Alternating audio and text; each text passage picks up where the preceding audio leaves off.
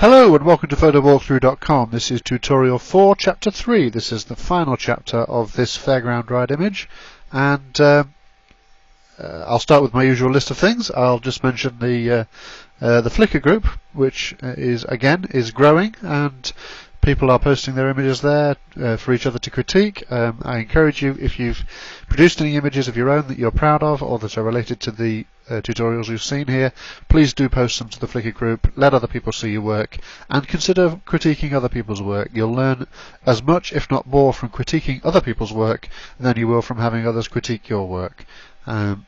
Also, I find when it comes to critiquing, different people are comfortable with different levels of critique.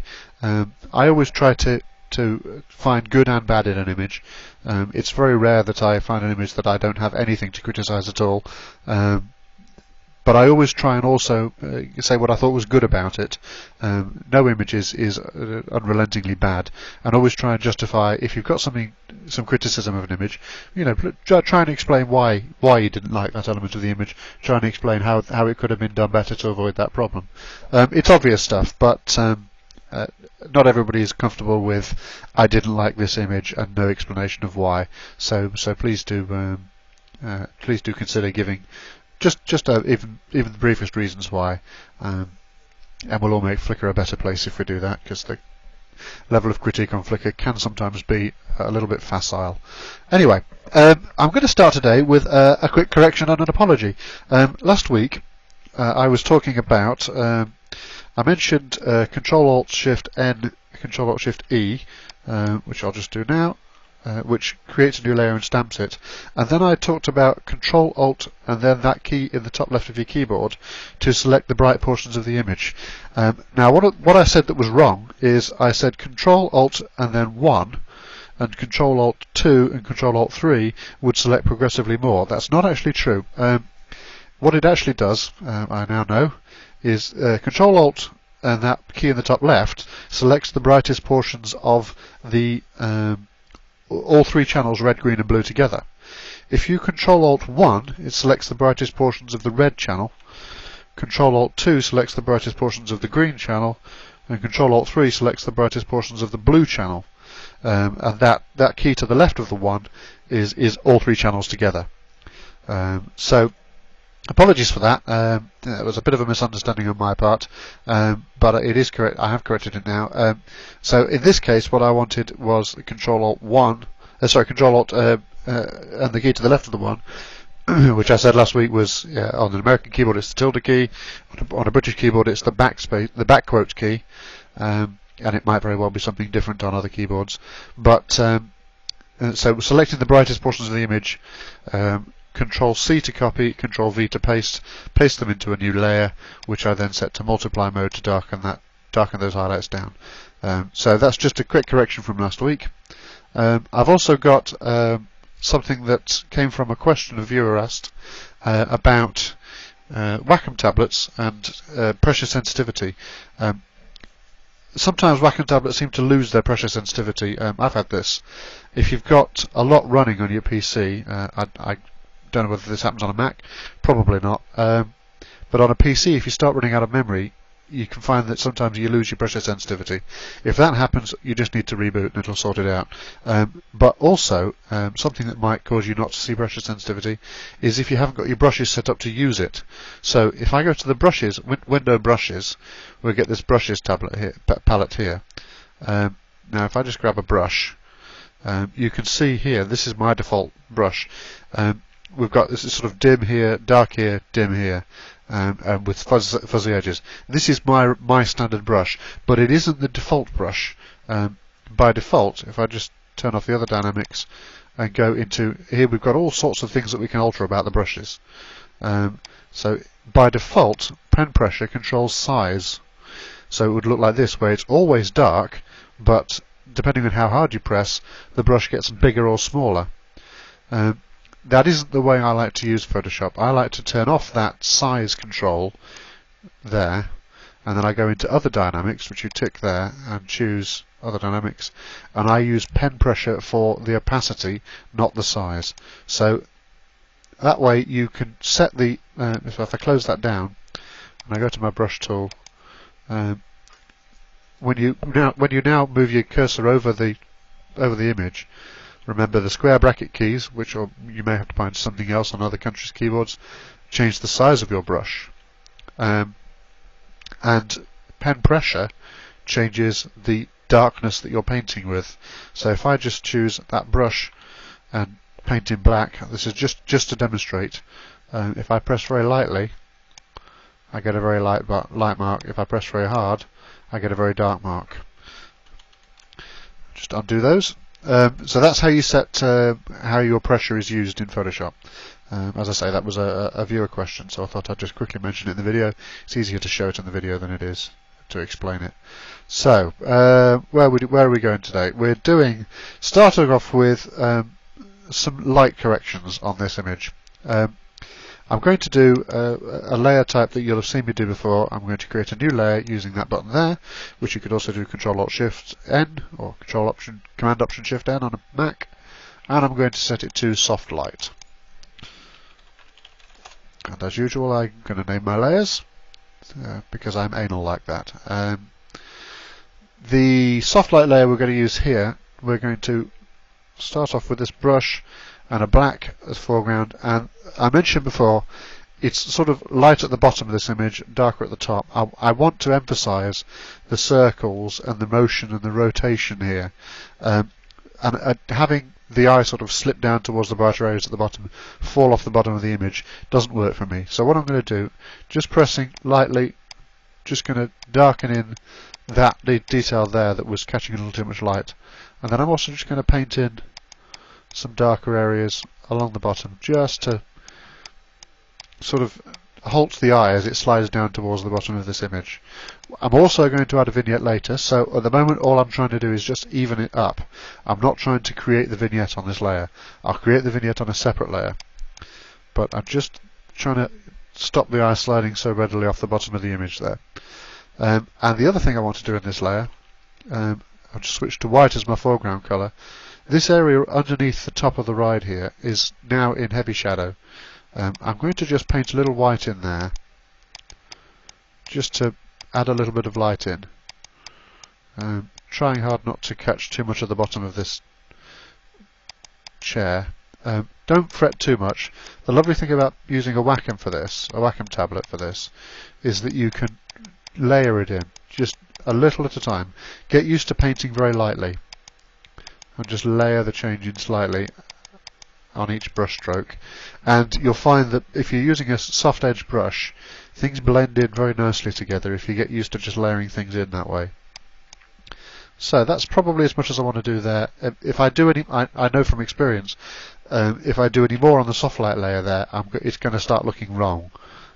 So instead, what I'm going to do is I'm going to make a lightening layer, and because I would like to add even more light to the bottom of this, so I'm going to do a curves layer, which I'm just going to press OK on, and this is going to be a lighten layer. And the way I'm going to lighten it is I'm going to use screen, which initially brightens everything. I don't want to brighten everything. I've got black as my foreground colour. I've got my layer mask selected. So the keystroke, remember, for this is Alt-Delete, fills that layer with the foreground colour. On a Mac that would be Option-Delete, and that didn't work.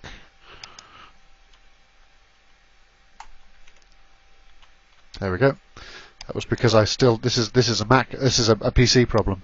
The reason that was giving me trouble there was that I had that drop down box selected. You'll find this sometimes if you've got that selected and you try and try and select the marquee tool. I'm pressing the M key, it's not working.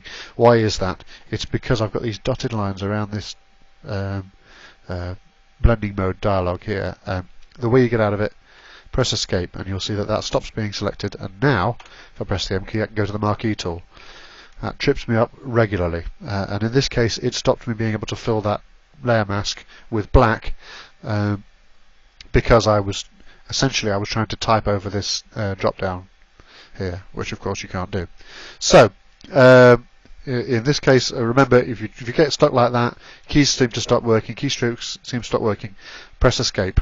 That only happens on the PC, not on the Mac. It's to do with the way Microsoft have built their their Windows controls. So I've filled my lighten layer. Well, the point of this lighten layer, just going back to what I was trying to achieve, is to brighten the bottom of this area here that's in shade. So I filled it with black, and I'm going to choose my brush tool, pressing B, choose white, I'm pressing X, and I'm just going to lighten the bottom of that by painting the lightning layer in on the bottom there, and this will it acts slightly differently than the soft light layer. It's going to look a little bit more natural. The soft light layer is a great way of doing it up to a point, but I find that combining the two gives me slightly better results. So just finishing that off there. I'm just, like I did on the soft light layer, I'm layering it in. I'm pressing lightly as I go, painting a little bit in. Here's another a keystroke of the day.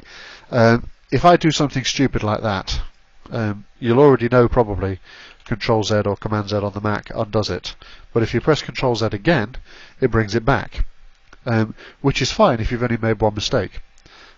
If I make multiple mistakes like that, instead of now, because normally what you'd have to do is now go to the history palette and scroll down and find the step where you go back in the history palette and try and get back to the right point, and if you've done lots and lots of little edits, that can sometimes be a real pain. My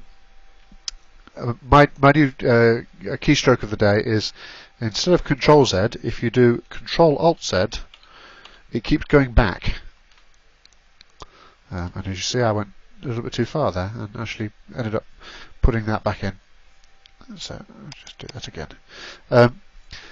So yeah, Control Alt Z is like Control Z, but it'll keep going backwards. It won't alternate between the last two in the same way that Control Z would. And as again on the Mac, it's Command Z. I will inevitably forget to always mention the Mac keystrokes. I'm afraid I'm a PC user. You Mac users are going to just have to get used to translating in your head. When I say Control, in your case I mean Command, and when I say Alt, in your case I mean Option. Sorry if I don't always say that.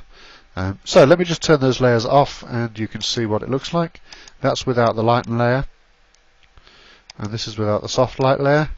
And you can see that this is something I find myself unconsciously doing now, and I'm going to just mention it because it does actually lie behind a lot of what I do.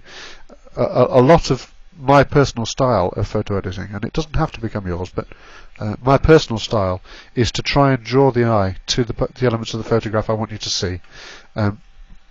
And almost without realizing I'm doing it these days, I build up around the edge. I build up corners and edges to keep the eye inside the image, and quite often the subject I want is somewhere in the middle of the picture.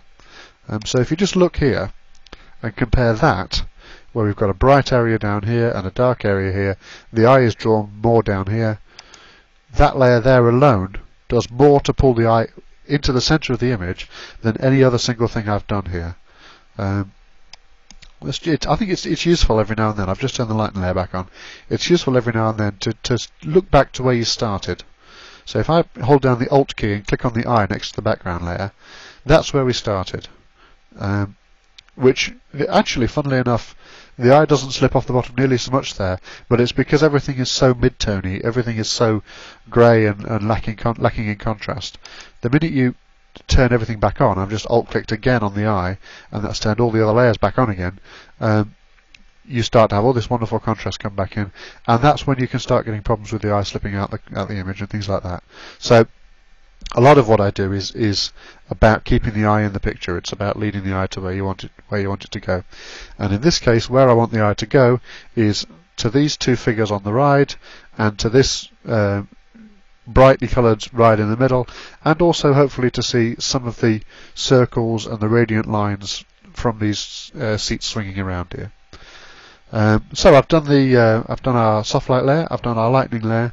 I'm going to do a hue saturation layer, because one of the things that strikes me about this, I did want bright colours, but at the moment these seat bottoms are catching the light. They're a bright green colour, and I'm not really comfortable with that drawing the eye away from the other figures that I want you to see. So what I'm going to do is I'm going to reduce those seats by going.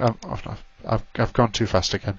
I'm going to create a new adjustment layer, a hue saturation layer. It is creating a new layer in the layers palette, and I'm going to choose the greens. Now this is a really useful dialogue. By choosing the greens in this image, let me just quickly show you. I'll just drag these around. I'm going to darken those buckets there. I can change the saturation there. That's changing the saturation. This is changing the lightness. And if I wanted to, I could also change the hue so that I can make them different colours. I could make them a sort of a yellowy colour if I wanted. Or I could probably make them blue. Anyway, I'm not going to do any of that. What I'm going to do, I'm just going to choose that number and set it back to 0. What I want is just those seats. And although I've chosen greens, if you notice the cursor when I move it over the picture changes to a little eyedropper, and so I can say I don't just mean greens, I mean that green right there. And when I did that, let me just if I click in the blue, you see this section here is the section that's being affected. It's jumped to the blue, and in fact it's chosen blues in the drop down now as well. If I click here, it jumps this section of the colour, the hue spectrum that we're selecting. It jumps to that when you click on it, and it centres this on the section of the spectrum that you want to edit. So the edits now that I do, if I drag that, it's not the saturation I want. Sorry, it's the lightness I want. I want to just drag those down so that they're not so vibrant. I've taken the saturation out a little bit. I've taken the lightness down a little bit. And you can see actually down here, this is our source colours, this is our destination colours, and you can see that green getting darker. So let's just find some colours that work. I think that's pretty good. So you can see these vibrant greens here are now going to darker greens here. And the other thing I want to do is useful on this image, because this ride here, when I saw it in the flesh, wasn't nearly so orangey as I see it there. It was a sort of a lighter, more yellowy colour. So what I'm going to do, now here's an interesting one. Because I've chosen yellows in the drop down, these you can actually click with your mouse and drag these. I'm going to just select a yellow off the ride there, which, as you can see, it's actually more towards the orange in the source colours here. I'm going to drag those around a little bit because I don't want to affect the reds too much. So what it is, the darker grey bit in the middle here is the bit that will get affected at 100%.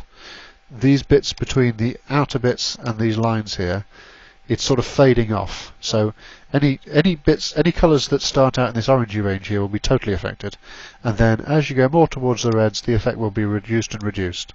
And the reason I mention this is actually overlapping into the greens we've just edited, and I don't particularly want that. I want to leave the greens we've just edited alone. So I'm going to drag that side in a little bit. I'm going to drag that out there. I don't really want to affect the reds too much. So I'm really just working on just those yellows colours there. And what I want to do is actually lighten those a bit. So as I drag that up, if I turn the preview on and off, it's also changing the greens up here, but watch the yellows here as I turn the preview on and off. They're sort of an orangey colour there, and they're sort of a lighter yellow there. And also, what's interesting, if you look at the pictures up at the top here, there's beautiful detail in this, by the way. The 5D it was taken with this, it's got absolutely enormous number of pixels. So I'll zoom in a bit later and you can see that those paintings at the top of this ride are absolutely gorgeous. The work that's gone into maintaining these rides is just phenomenal. So you can see I'm brightening the yellows. I actually want to lighten them just a little bit more than that. It's starting to look a little bit washed out, so I'll just introduce some saturation, and that is our source, that is our destination. I think it just brings things, it's still vibrant colours, but the colours I want you to see are the blue and the yellow. I don't really want the green to be such a big deal in this picture, and I certainly don't want it taking your attention away from the things I want you to be looking at, which are the ride itself and the riders. The final step on this image is something you've seen me do before as well, so I will race through it a little bit. I've created a new layer. It's going to be a soft light layer, and it's going to be a vignette. Um, so going back to black and white, I'm hitting D to choose black and white as my foreground and background colours. I've got my vignette layer selected. I'm going to do remember to fill the layer, or to fill a layer mask, or whatever it is you've got selected with your foreground colour. It's Alt Delete. That's filled my layer with black. I'm going to choose my eraser, which is the E key. It's that button there. I'm going to grab my Wacom tablet. And that's something else I should mention, by the way. I'm a big advocate of using Wacom tablets for editing images, and I don't just mean Wacom tablets. I mean graphics tablets in general. However, if Wacom want to sponsor me, that'd be great. One of the things I was going to say about Wacom tablets, they are great for editing photos, but don't throw away your mouse. I know a lot of people say this: get a Wacom, throw away your mouse. Don't throw away your mouse. I think a mouse is still a great tool when you're doing regular Windows stuff, choosing buttons, choosing drop downs, choosing menus. I switch between the mouse and the Wacom all the time. I'm using my mouse right now when I'm selecting buttons and things, when I'm dragging sliders and stuff. I don't find that as easy with the Wacom tablet. What I find the Wacom tablet immensely useful for is where I want to use the pressure sensitivity. So keep both. And of course, in some of the more expensive Wacom tablets, you get both, so you can have the Wacom mouse and the Wacom pen on the same tablet. So in this case, I'm choosing the eraser. I'm making my eraser really large. Remember, it's a very soft edge. I'm using Shift and the square bracket keys to change the hardness of the edge. If you look up here, you've got a little graphic of how the brush is looking. And as I press the Shift left square bracket, it goes to a much fuzzier edge brush. If I hit Shift and right square bracket, I get a hard edge brush. So in this case, I want a very soft edge brush, and the first thing I do when I'm making a vignette is I decide how big I want the where I want the focus to be, and it's obvious that I'm going to want the focus to be on these two riders here. So let's start off just layering in some brightness there, and I'm also going to want some focus to be on the ride here. So just start off by deciding what the areas of the picture that matter are, and then connect the dots basically. So I've got a bright area here, I've got a bright area here, so I'm just going to, there's a sort of an area just between the two, just here, that I'm going to work on just brightening, and there's an area up there where I've got a sort of a bump in my vignette, and I've overdone it there. I'm just going to Control Z and just do a little bit more gently.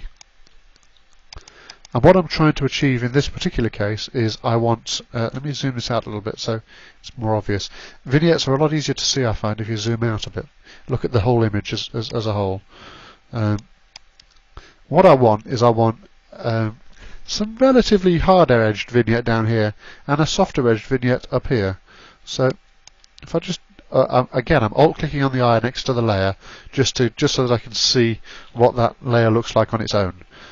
So if I've gone to my brush now, I'm actually going to paint black on the vignette layer, which is not something I often do. Just going to try and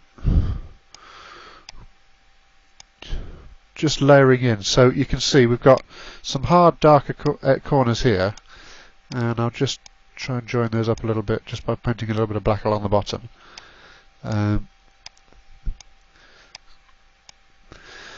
And then I've got, up in the corners here, I've got some more hard dark areas, but more graduated here. It's just to do with the shapes in the image, and it's a little hard to explain how I've settled on this, but what I want to do with this vignette is I want the vignette to echo the shape of the ride itself, the circles in the ride itself. So just looking at this at small, what I'm seeing there's a sort of a bright spot behind these two that just doesn't look quite natural. And that's okay, but I don't want it to be distracting. So I'm actually vignetting over my subjects a little bit there, but that's all right. That's all right. I think we're getting there with the vignette. That's just moving slowly, making small changes, deciding if I like what I see, and I think that's probably pretty good. Now it's still very strong. If I drag the opacity down to 0, that's where I started. Drag the opacity up. You might naturally stop there if you were to drag it up, just because that's probably about as strong as you feel comfortable going. My advice is to start at 100 and drag down. and drag down until it looks more natural. Now, dragging up, I stopped at about 56%. Dragging down, I've stopped at 75%. So be brave. Drag things down, and if you're not comfortable with what you're seeing, consider stepping away from the PC for a little while. Sometimes when you come back, it looks okay. So I think that probably there is the final point on this image. We've taken it an awfully long way from where we started here. And if I Alt-click, Option-click next to the background, that's our original image. Very, very mid-tone grey. As you can see, the green on the chairs is very bright. The guy's looking in the wrong direction. We've got bright regions at the bottom. We replaced the head. We dimmed the highlights by making a copy of the image, Control-Alt-Shift-N, Control-Alt-Shift-E to make a copy of the image, and then Control-Alt and that button to the left of the 1 to select the highlights. Set that layer to, copied and pasted that, set the layer to multiply. We then added a strong contrast layer. That did probably the largest change to the image by boosting our colours and our lightness. And we did a soft light layer just to bring the eye more into the centre of the image. We worked on the shadow areas there with the lighten layer. We worked on our colours a little bit with the hue saturation layer, just by lightening the ride, darkening the seats, just to change the focus away from the seats towards the ride itself. And then we added our vignette at the end just to bring the eye totally onto the subjects that we want them to look at. So that's the final point for my image today. That's where we stopped, and that's where we move on to our next image. The next image I cover will be the one that you've been voting for on the homepage, which it looks like is going to be the HDR high dynamic range nighttime shot I took at the Belper Horseshoe Weir. That will be next week. In the meantime, if you've got any questions or comments on the show, please do email me, photowalkthrough@gmail.com. I'd love to hear from you. Also, show me what you've been working on, post your pictures to the Flickr group, and let me know which of them you're happy with me doing a show to critique them on as well. Thank you very much for listening. I will catch you next week.